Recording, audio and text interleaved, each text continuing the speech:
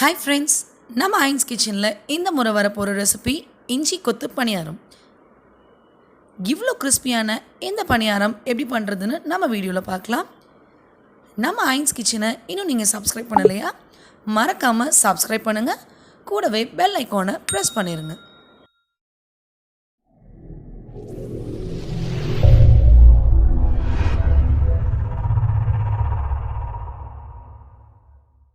இப்போது நம்ம பணியாரம் செய்கிறதுக்காக 1 கிலோ மைதா மாவு எடுக்கிறோம். இப்போ 1 கிலோ மைதா மாவுக்கு பார்த்திங்கன்னா நம்ம ஒரு 250லேருந்து 300 கிராம் வரைக்கும் ஜீனி எடுத்துக்கலாம். ஜீனியை நல்லா பொடிச்சு மாவோடு சேர்த்திக்கோங்க. ஜீனி நல்லா நைஸாக பொடிச்சிட்டு மாவோடு சேர்த்துனிங்கன்னா ஈஸியாக மாவோடு நம்மளோட ஜீனி மிக்ஸ் ஆகிடும். இப்போ நல்லா மிக்ஸ் பண்ணிவிட்டு இதில் ஒரு 250 மில்லி நெய், நம்ம உருக்குன நெய்யை சேர்த்துறோம். இது நான் முதல்ல 200 மில்லி சேர்த்துறேன். கொஞ்சம் கொஞ்சமாக சேர்த்து மாவை நல்லா பெசரி விட்டுக்குங்க.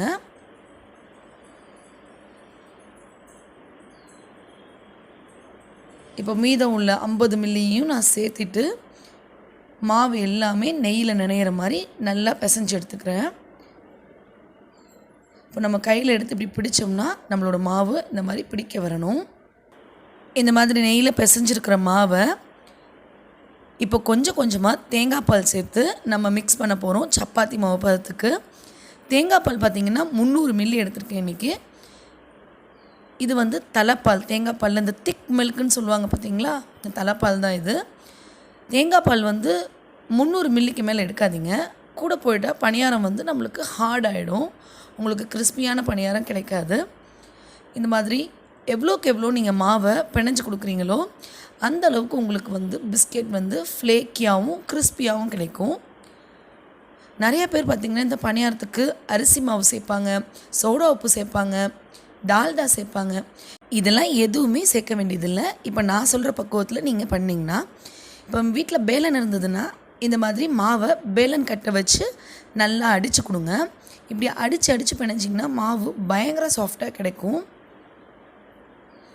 இப்போ நம்ம இந்த சப்பாத்தி கட்டையில் மாவை பரத்த ஆரம்பிச்சிடலாம். சப்பாத்தியை விட 1 இன்ச் திக்னஸ் கூட வச்சு இந்த பணியாரத்தை நம்ம கட் பண்ண போகிறோம். நான் உங்களுக்கு திக்னஸ் காட்டுறேன். இந்த மாதிரி நல்லா பரத்திட்டு சைடெல்லாம் பார்த்திங்கன்னா இர்ரெகுலராக இருக்கு இல்லையா, சொரியாக, அந்த எக்ஸஸ் எல்லாம் நம்ம கட் பண்ணி எடுத்துடணும். இன்றைக்கி நான் 2 ஷேப்பில் இந்த பணியாரத்தை கட் பண்ண போகிறேன். இப்போ ஃபஸ்ட்டு டைமண்ட் ஷேப்பு இவ்வளோதான்.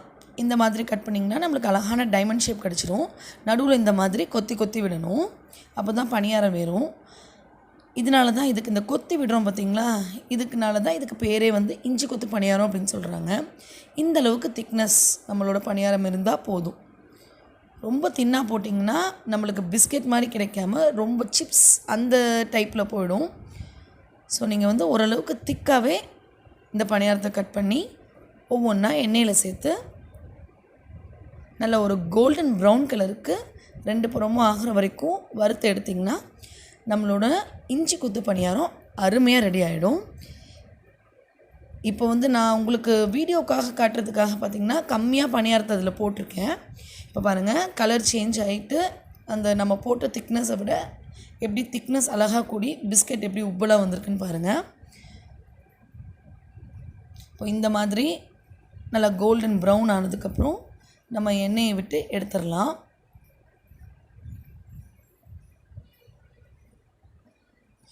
இப்போது இதிலே நம்ம என்னென்ன ஷேப் வேணுமோ உங்களுக்கு பிடிச்சமான ஷேப்பில் நீங்கள் கட் பண்ணிக்கலாம். நான் இன்றைக்கி இன்னொரு ஷேப் சொல்லித்தரேன் பாருங்கள். இந்த மாதிரி சப்பாத்தி சைஸில் பரத்திட்டு ரவுண்டாக நம்ம இர்ரெகுலரான கார்னர்ஸ் எல்லாத்தையும் ரிமூவ் பண்ணிடலாம். ஃபஸ்ட்டு ரிமூவ் பண்ணதுக்கப்புறம் இந்த லாங் ரெக்டாங்கிள்ஸாக இருக்குது பார்த்திங்களா, இதில் நம்மளுக்கு சீப்பில் பல் வரும் பாருங்கள், அந்த மாதிரி சின்ன சின்ன பல்லாக இந்த லாங் ரெக்டாங்கிள் ஷேப்பாக இருக்கிற அந்த மாவில்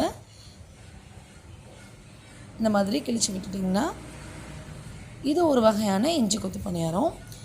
இதுலேயே நிறைய பேர் பின்னலாகவும் போடுவாங்க.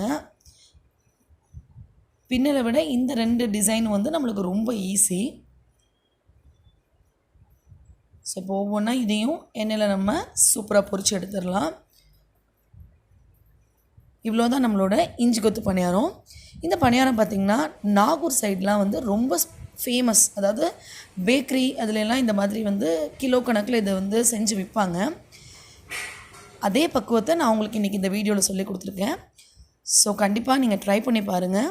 உங்களோட கமெண்ட்ஸை கமெண்ட் செக்ஷனில் சொல்லுங்கள். மறந்துடாமல் ஐன்ஸ் கிச்சனை சப்ஸ்கிரைப் பண்ணுங்கள்.